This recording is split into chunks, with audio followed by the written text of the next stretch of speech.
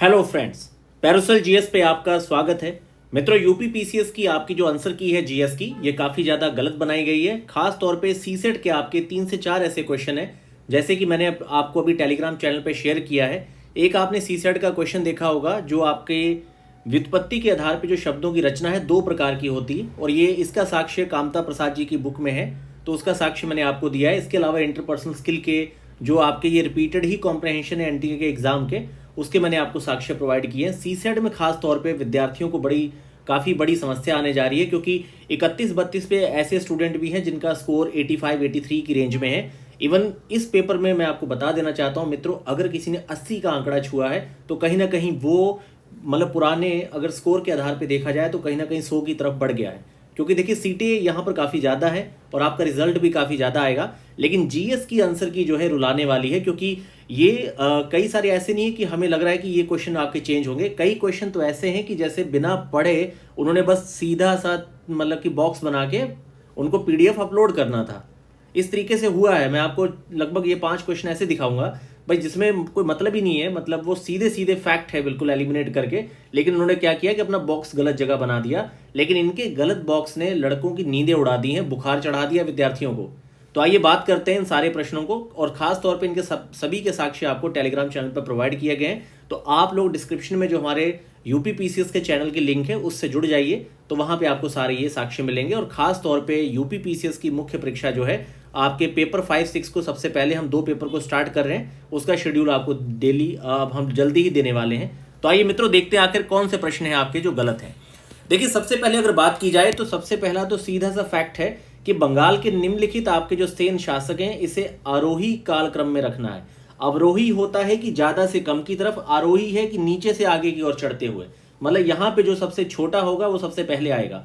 अब इन चारों में आपके लक्ष्मण सेन जो ऑप्शन 2 है, मतलब ये आपका जो बी ऑप्शन आपको दिख रहा होगा यहाँ पे 2, 1, 4, 3, ये वाला जो आपके सामने ऑप्शन है, ये इसका सही आंसर बी होगा। लेकिन इन्होंने ये बॉक्स कर दिया है डी वाले में, ये तो सीधा सीधा फैक्ट गलत है, ये सीधा आपका वो चेंज करेगा भी। ठीक है, तो ये देखिए किस लेवल की ये मतलब यहाँ पर इनसे गड़बड़ी हुई है। ये एक सबसे पहला सीधा सीधा प्रमाण है। दूसरी बात है कि बैरम खां अकबर के द्वारा जो आपके खाने खाना की उपाधि दी गई थी, अब्दुल रहीम को दी गई थी। अब्दुल रहीम खाने खाना उन्हें कहा भी जाता था, और यहाँ पर ये बैरम खान के साथ जोड़ा गया है। तो यहाँ पर आपका जो ऑप्शन केवल 2 है ये सही जाएगा, ना कि आपका ऑप्शन 1 यहाँ पे सही होगा। इसके अलावा देखिए आगे बढ़ते हैं मित्रों,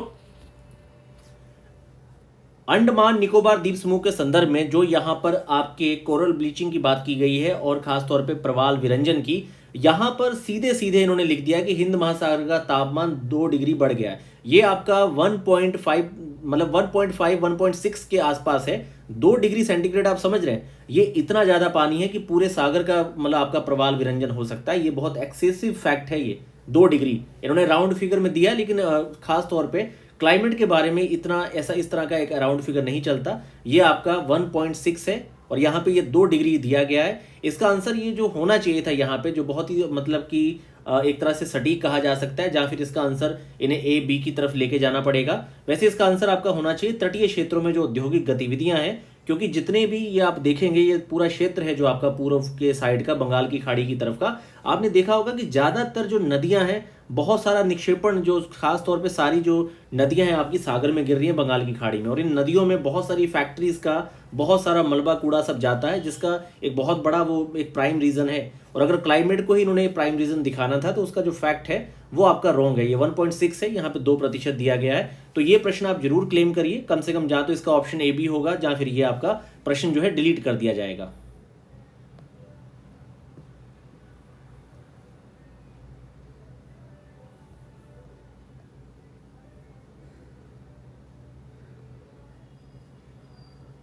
इसके बाद देखिए मित्रों, ये इनसे प्रश्न गलत बन गया है। इनमें से रोग पैदा करने वाला सूक्ष्म जीव क्या है? तो देखिए पहले तो माइक्रो ऑर्गेनिज्म में आपके जो है आपका, इसमें आपका बैक्टीरिया भी है, प्रोटोजोआ भी है।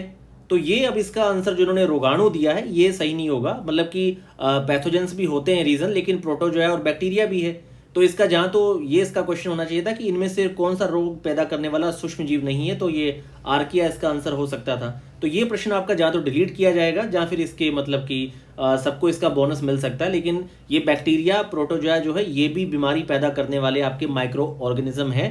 तो इसका आंसर जो है ये आपका जो है बी सी डी ये तीनों ही ऑप्शन आपके सही हैं। तो कहीं ना कहीं आर्किया इसका आंसर होना चाहिए था कि कौन सा रोग पैदा करने वाला सूक्ष्म जीव नहीं है। लेकिन ये जो सिर्फ इन्होंने रोगाणु दिया है, ये वाला प्रश्न आपका जो है ये मतलब गलत है। आप इसको जरूर क्लेम करिए। और खास तौर पे एनसीईआरटी की एक लिस्ट है जो मैंने शेयर की है, एक बॉक्स है आपका टेबल, वो आपको टेलीग्राम चैनल पे मैंने प्रोवाइड की है, आप वहां से इसका साक्ष्य ले लीजिए।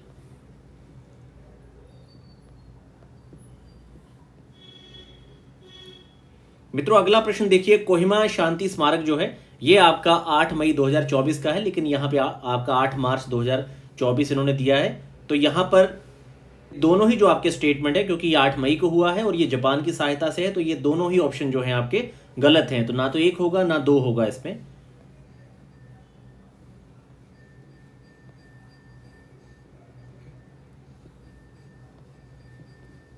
इसके बाद देखिए मित्रों, जो क्वेश्चन ये है आपका, देखिए अगर भारतीय अर्थव्यवस्था को अल्प विकसित आप अनडेवलप मानते हैं तो भारत डेवलपिंग कंट्री में है। तो डेवलपिंग कंट्री में अगर आप ऑप्शन 1 को यहां पे हटाते हैं तो यहां पर जो ऑप्शन आपका 3 है या 2-3 है ये भी सही नहीं हो सकता, क्योंकि ऑप्शन 3 में जो आपके अर्थशास्त्र के जनक है वो एडम स्मिथ है। तो ऐसे में ये क्वेश्चन मतलब किसी भी खाके में जाता हुआ दिख नहीं रहा। अगर आप जो विद्यार्थी जिनका गलत भी हो रहा है, अगर आप ज़्यादा से ज़्यादा इसको क्लेम करेंगे तो ये प्रश्न डिलीट ही होगा, क्योंकि अल्प विकसित वाले खाके में भी भारत का जो है वो सही नहीं हो रहा, क्योंकि हर जगह भारत को डेवलपिंग कंट्री ही आपने अभी तक पिछले 10 वर्षों से जो आप पढ़ रहे होंगे, आपने कभी ये नहीं पढ़ा होगा कि इंडिया डेवलपिंग में आता है भारत। और ख़ास तौर पे आप सूचकांकों में भी देखेंगे तो मध्य सूचकांकों में है ये। तो जेएम किन्स जो है वो अर्थशास्त्र के जनक नहीं है, ये एडम स्मिथ है। तो इन अगर आप यहाँ पर 1 और 3 को हटाते हैं तो यहाँ पर केवल 2 ऑप्शन है नहीं, तो इसका मतलब ये प्रश्न आपका डिलीट होगा, क्योंकि आंसर यहाँ पे कोई भी सटीक इसको बैठ नहीं रहा। या फिर इन्होंने गलती से अल्प विकसित या फिर अंडर ये आपका डेवलप लिख दिया है, इन्हें इसे मतलब विकासशील लिखना था। तो इस लेवल पे जब इन्होंने इतनी बड़ी बड़ी गलतियां की हैं तो इस तरह से भाषा के स्तर पे तो इनसे गलती हो ही सकती है। खास तौर पे आपने आपातकालीन क्वेश्चन में भी देखा होगा कि आर्टिकल 352 जो है सशस्त्र विद्रोह और आपका जो युद्ध की स्थिति में मतलब कि आपातकाल लगाने की बात करता है, लेकिन वो कभी भी लगाया जा सकता है। उस तरह की जो भाषा है वो भाषा अपने आप में संदेह प्रकट करती है। हो सकता है कि मतलब हजारों विद्यार्थी, इवन हजारों क्या, टोटल जो 2,40,000 अपीयर हुए हैं, 1 लाख विद्यार्थी को कन्फर्म हो कि भाई ये 2 ही सिचुएशन में होता है, तो कभी भी लगाया जा सकता है। तो इस तरह की शायद भाषा के स्तर पे ही एग्जामिनर कहीं खेल ना रहा हो, तो हर किसी ने उस ऑप्शन को मतलब एलिमिनेट ही किया है, या फिर सेपरेटली उसको सही करके उसकी व्याख्या नहीं करवाई है। तो मित्रों यहाँ पे देखिए आगे आपका जो क्वेश्चन आएगा यहाँ पे, तो देखिए यहाँ पर मतलब कि आपातकालीन स्थिति किसी भी समय लगाई जा सकती है। तो ये स्टेटमेंट जो है आपका ये गलत है, क्योंकि भारतीय संविधान के अनुच्छेद 352 में आपातकालीन स्थिति है जिसमें 2 सिचुएशन है, सशस्त्र विद्रोह और आपके युद्ध की स्थिति में। अब किसी भी समय उत्पन्न हो सकती है, तो ये थोड़ा सा अब इन्होंने किस लेवल पे किस मतलब क्या एक फेज में इन्होंने कहाँ से पढ़ा, किस तरीके से किया है, ये एक एग्जामिनर का पर्सनल हो सकता है। लेकिन खास तौर पे जब इस तरह के क्वेश्चन में बहुत डाउट होगा और आप लोग क्लेम करेंगे अगर आपका आंसर गलत है, तो इस पे भी कार्रवाई की जा सकती है, इस क्वेश्चन को हटाया जा सकता है, क्योंकि यहाँ से ये चीज़ दो तरफ जा रहा है। इसका मीनिंग कि आपातकालीन स्थिति किसी भी समय मतलब कभी भी सशस्त्र विद्रोह या फिर युद्ध हो जाएगा तो लगा दी जाएगी, पर यहाँ पर साफ साफ नहीं लिखा गया कि इन्हीं 2 सिचुएशन में लगेगी। किसी भी समय जो है ये शब्द अपने आप में गलत लग रहा है। तो आप अगर क्लेम करेंगे तो ये प्रश्न आपका डिलीट हो सकता है। बाकी आयोग तो इसे मतलब वैसे नहीं हटाएगा, पर अगर आप क्लेम करते हैं, ज़्यादा लड़के इसको करेंगे तो पक्की बात है कि इस पे वो लोग जरूर मतलब कि आपकी मतलब इस पे कुछ ना कुछ एक्शन लिया जाएगा। अब ऐसा ही सेम मित्रों यहाँ पर है। खास तौर पे आपने देखा होगा कि अन ब्रिटिश राज, भाई ब्रिटिश राज नहीं चाहिए, तो अन ब्रिटिश राज के समर्थन में आपके उदारवादी थे, ना कि उसके खिलाफ थे, क्योंकि यहाँ पर ये शब्द ही अपने आप में उनके एंटी है। ठीक, क्योंकि खास तौर पे आधुनिकीकरण के समर्थक थे, ये बात बिल्कुल सही है। और उनकी शिकायत केवल भारत में अन ब्रिटिश राज के संदर्भ में थी, ना कि उसके खिलाफ थी, क्योंकि अन ब्रिटिश राज जो था आपका वो अपने आप में ही मतलब कि उनके मतलब ब्रिटिश के एंटी था। तो अन ब्रिटिश राज के खिलाफ ये भाषा के स्तर पे यहाँ पे त्रुटि पाई जा रही है कि इसकी जो मीनिंग है, जो अर्थ है, वो डिफरेंट जा रहा है। खास तौर पे अन ब्रिटिश राज की बात की थी दादा भाई नौरोजी ने भी। तो अगर आप यहाँ पे देखेंगे तो मीनिंग को लेके जो इसका अर्थ है, अर्थ को लेके यहाँ पे इसमें समस्या दिख रही है। अगर आप इस तरह की बात को रख पाएं तो यहाँ पर शायद इस पे कार्रवाई हो सके। आगे मित्रों देखिए, ये तो सीधे सीधे मतलब कि प्रश्न आपका गलत है कि भारतीय संविधान की समवर्ती सूची। अब इसमें व्यापार वाणिज्य भी आपका साफ साफ, अगर आप समवर्ती सूची की बेयर एक्ट की सीधी लिस्ट देखेंगे तो देखिए 33 पॉइंट पे trade and commerce and the production supply distribution ये आपका कॉन्क्रीट में आ रहा है। और यहाँ पे देखिए कंकरेंट में आपका व्यापार वाणिज्य, सामानों में मिलावट, उत्तराधिकार, मतलब ऑप्शन बी आपका सीधे सीधे सही हो रहा है, लेकिन यहाँ पर ये गलत किया गया है। इसके बाद देखिए मित्रों, ये आपका प्रश्न, सब लोग कह रहे हैं कि बलबन में जो था वो मतलब, क्योंकि एनसीईआरटी की भी एक कटिंग है जिसमें साफ साफ लिखा गया है कि अपने राज्य को मतलब मजबूत करने के लिए क्या किया गया कि भाई उन्होंने अपने राज्य की आंतरिक स्थिति मजबूत करने के लिए, मंगोलों से सुरक्षा के लिए, ओल्ड एनसीईआरटी की कटिंग मैंने शेयर की आपके साथ चैनल पे। पर बेसिकली अगर आप देखेंगे तो ये प्रश्न आपका रिपीटेड है यूपी पीसीएस के मेंस में। जब पहले आपका यूपी पीसीएस का मेंस जो है, इसमें जीएस आपका ऑब्जेक्टिव था 2017 तक, तो उसमें आपके यूपी पीसीएस मेंस के जीएस 1 2013 में ये प्रश्न पूछा गया था। तब आयोग ने मतलब कई सारे सुधारों के बाद भी इसका आंसर यही माना था कि भाई बलबन ने अपने शासन को शक्तिशाली बनाया और सारी सत्ता अपने हाथ में केंद्रित कर ली, ठीक, और वह उत्तर पश्चिम सीमा को मंगोल आक्रमण से सुरक्षित करना चाहता था। दोनों बातें सही हैं, लेकिन पहली बात की सेकंड वाला जो स्टेटमेंट है वो व्याख्या नहीं करता। यही आंसर उस समय कमीशन ने लिया था, तो इसमें शायद वो ना करे सुधार। अगर आप साक्ष्य दे सकते हैं एनसीईआरटी का, दे दीजिए, क्योंकि अगर किसी विद्यार्थी को इस प्रश्न से मतलब 1 नंबर या 1.5 नंबर की कमी हो रही है तो शायद इस पे एक्शन लिया जा सके। पर आयोग का ही प्रश्न है, रिपीटेड है, तो मुझे नहीं लगता कि इस पे किसी तरह का एक्शन आयोग के द्वारा लिया जाएगा। तो मित्रों ये आपके साथ 9 से 10 क्वेश्चन जहां पर मतलब कार्रवाई हो सकती है। 6 क्वेश्चन तो इसमें 5 से 6 तो ऐसे हैं जिसपे सीधा सीधा मतलब कि आयोग से ही गलती हुई है, मतलब जो बॉक्स है आपका वो गलत जगह बना दिया है, क्योंकि भाई हैं तो वो भी इंसान ही, गलती हो जाती है। और पता नहीं एक अच्छा खासा टाइम लेने के बाद भी इन्होंने सेपरेट अच्छे से आंसर की क्यों नहीं निकाली, क्योंकि इसमें काफ़ी ज़्यादा विद्यार्थियों को समस्या आई है, क्योंकि इतना ज़्यादा आंसर्स को ढूंढना देखना, तो ये मतलब अपने आप में काफ़ी टफ था।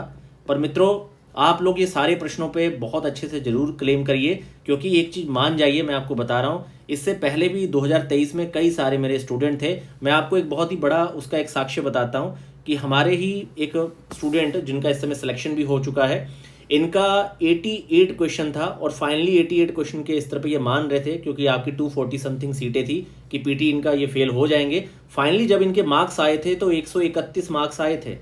मतलब ये सोच रहे थे कि भाई इनका जो स्कोर है 88 क्वेश्चन के अकॉर्डिंग कहाँ पर है, 117 के आसपास है, और 131 मतलब कितने ज़्यादा मार्क्स इनके बढ़े थे, 14 मार्क्स, लगभग 9 से 10 क्वेश्चन का इजाफा हुआ था। इस बार भी आपके सामने 10 से 11 क्वेश्चन ऐसे हैं और 5-6 तो उन्होंने खुद ही आंसर की गलत दी है, तो इन पर एक्शन कार्रवाई होनी है। इसलिए जो भी विद्यार्थी इस समय 72 सोच के डर रहा है, नो डाउट भाई हो सकता है कि उसके 77 के आसपास क्वेश्चन चले जाएं। खास तौर पे आप ये सारे 10 से 11 प्रश्नों को देख लीजिए, इसमें कौन कौन से आपकी रेंज में कितना गलत हो रहा है, काट पीट के देख लीजिए। +2 +3 का आपको यहाँ पे फायदा होगा, -1 -2 भी हो सकता है अगर ये ऑलरेडी आप ये सारे प्रश्न सही मान के चल रहे हैं। और वहीं पे मित्रों जो कई सारे स्टूडेंट 83 पे हैं वो आपके 78 77 की तरफ आ सकते हैं। पर आप दोनों ही कंडीशन में एक चीज़ जान लीजिए, इस पेपर में चाहे आप कोई कितना भी, भाई सीधी बात है, जो बंदा स्कोर ज़्यादा करता है, और ख़ास तौर पे इतनी बड़ी वैकेंसी, इतनी बड़ी सीटें पिछले कई सालों से आई नहीं है, और हमारे सामने जो हमारा मार्गदर्शक होता है वो पिछले वर्षों में पूछी गई आपकी कट ऑफ ही होती है। अब उसके बेस पे कोई स्टूडेंट कैसे आइडिया लगाए कि भाई 250 सीट पे अगर 93 क्वेश्चन समथिंग गया था, तो अब आपकी लगभग 1100 सीटों पे क्या जाना चाहिए। खास तौर पे जब इस तरीके का पेपर आपके सामने हो, तो एक बात तो जान लीजिए कि 80 तो जाने वाला है नहीं, ठीक है। तो यहाँ पर कटअप आपकी जो इस परीक्षा में बनेगी, ये लगभग आपकी कटअप यहीं पे बनेगी 72 से 75 के बीच में ही आपकी कटअप रहने वाली है। और ये जो 75 है, 75 है, ये बहुत ज़्यादा सुरक्षित है। सुरक्षित कैसे? काट पीट के।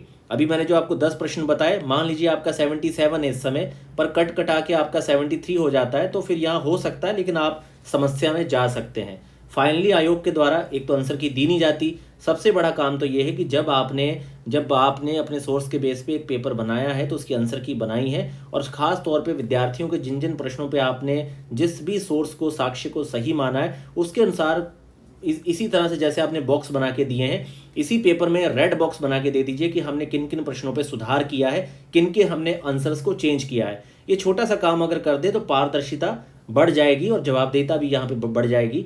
पर यहाँ पर इस तरह का किया नहीं जाता और हमें पता नहीं चलता किन प्रश्नों पे एक्शन हुआ है, किन पे नहीं हुआ। मित्रों जो मैंने आपको साक्ष्य दिया है पूरी तरह से सच्चा है। 88 से 131 मार्क्स आए थे और ऐसा होता है। इवन सीसेट में 30 क्वेश्चन भी होने पर 34 क्वेश्चन के मार्क्स आए थे। इसलिए सीसेट जिनका भी बॉर्डर पे है, ज़्यादा से ज़्यादा प्रश्नों पे आप जिनके आपके पास साक्ष्य हैं जरूर क्लेम करिए, निश्चित रूप से आपके मित्रों मार्क्स बढ़ेंगे। बाकी मित्रों यूपी पीसीएस के पेपर 5-6 के संदर्भ में जो हमारे मॉडल आंसर हैं, सैंपल है, मैंने आपको चैनल पे शेयर किए हैं, तो आप लोगों ने ध्यान से देख लीजिए। खास तौर पे अब थोड़ा सा एक बार रिव्यू थोड़ा सही हो जाए 2-3 दिन में, तो हम लोग पेपर 5-6 को सबसे पहले स्टार्ट करेंगे, जिसमें हमारा 30 डेज का टास्क होगा और 30 डेज के हमारे 2-2 पेपर करके जो टोटल हम 7 पेपर हैं जिनको लिखवाएंगे, उसका हम लोग सारे टास्क को पूरा करेंगे।